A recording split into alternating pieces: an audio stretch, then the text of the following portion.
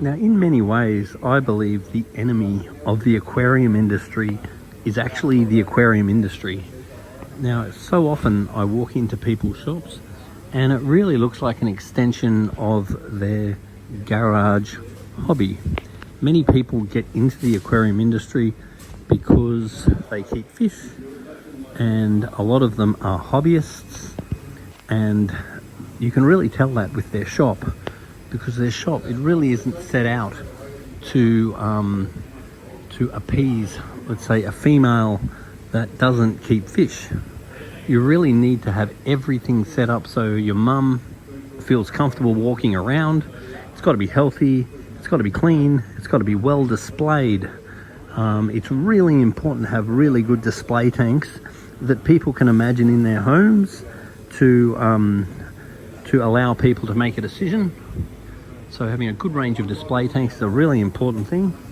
Also having a good amount of stock, a good variety of stock, making sure that you have the right stock, because so often I'll go to aquarium shops and I'll see brown boxes on the shelf.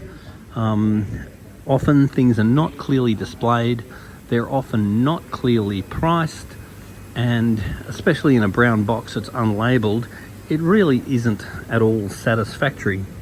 The other issue is a lot of shops really don't have their veterinary access, diagnosis or medication down pat, because in order to run a facility like this, you really need to have access to veterinary diagnosis and veterinary medications.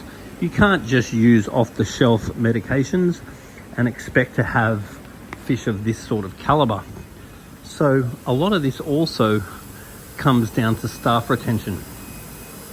So often you walk into an aquarium shop and the staff really don't know enough about the animals they're selling, and this is a major problem, because it really is aquarium shops that start people in the hobby, and it really is aquarium shops that keep people in the hobby.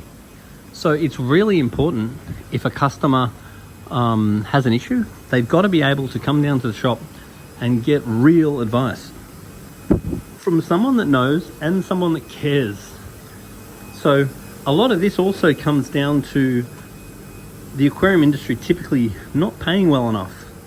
So if you want really good staff that are going to give the customers really good service, then you do need to be prepared to pay them properly, making sure that there's adequate incentives, because at the end of the day, people might love working in the industry, but cost of living these days is absolutely ridiculous, and we do need to be conscious that the people that work in the industry do need to have a certain level of life, otherwise they're going to move on. And that's so often what happens, because they work in an aquarium shop, they end up getting some skills, they don't see any way forward for their career, and then they leave.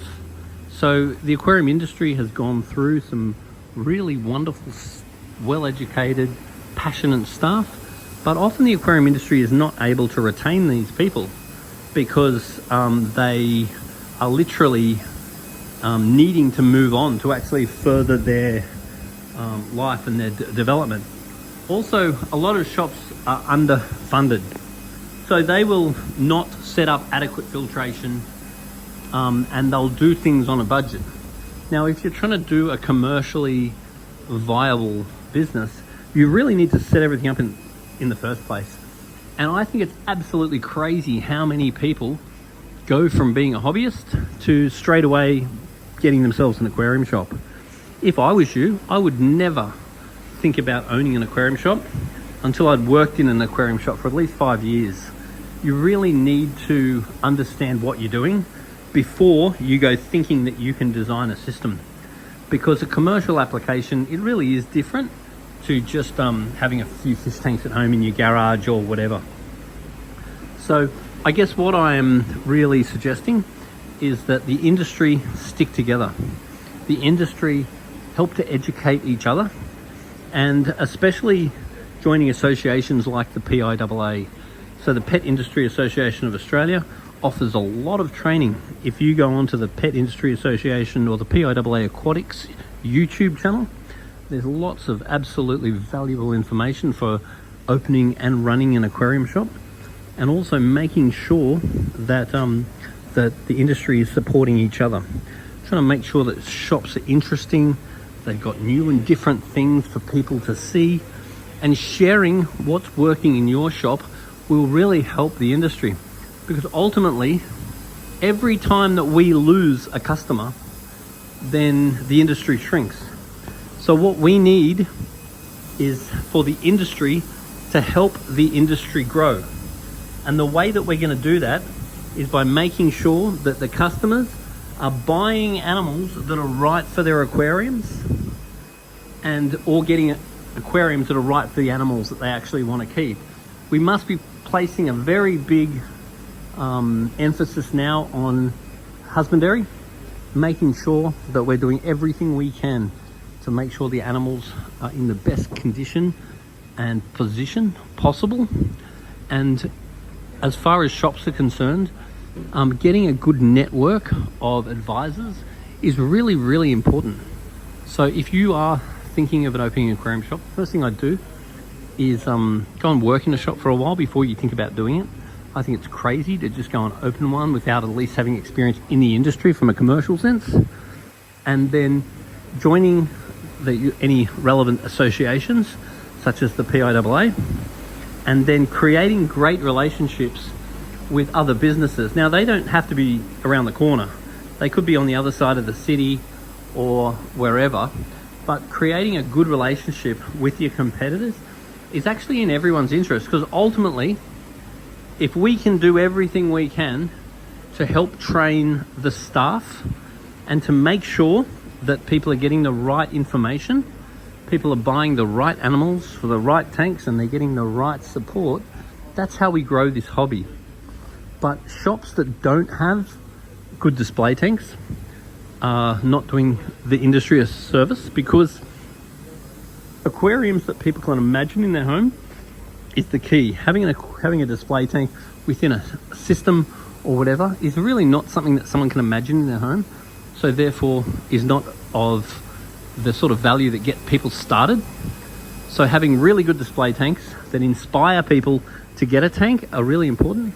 And then offering a service where customers are encouraged to bring a sample of water and a video of their tank running on a regular basis, definitely any time that they're going to add new fish, so they can get regular advice to make sure that they're taking the right fish home to the right environment. And every time that a shop doesn't offer that sort of service, then they are doing a disservice to the actual industry. So in general, I believe the industry is the industry's worst enemy. The other thing is that public perception is a big problem in this industry, because there is a public perception that aquariums are very hard to look after, they take up a lot of space, and they're very expensive. Now, if you're going to go for a full reef aquarium, then that very well can be true.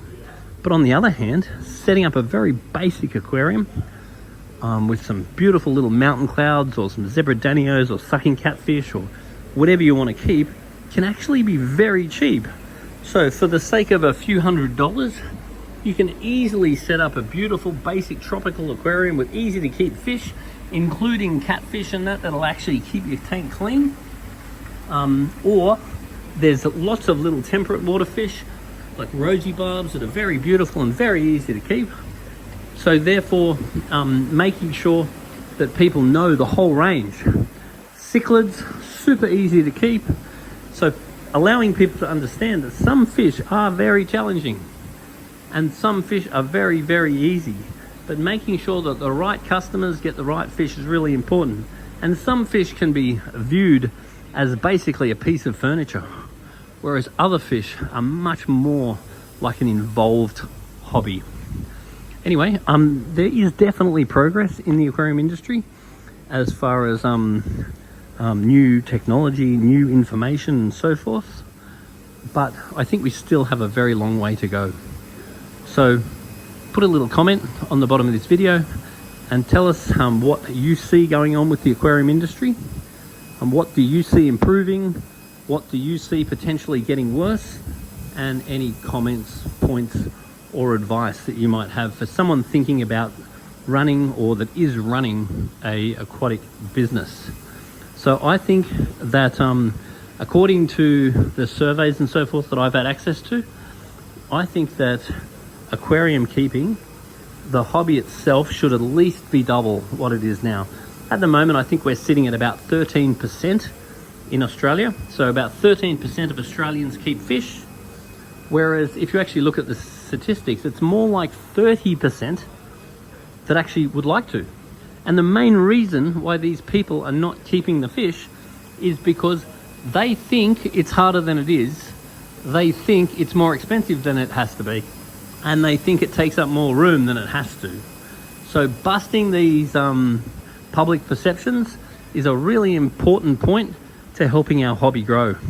But basically, I believe with the right support, that we could double this hobby. But the only way we're going to do that is by doubling it together. We need to work together.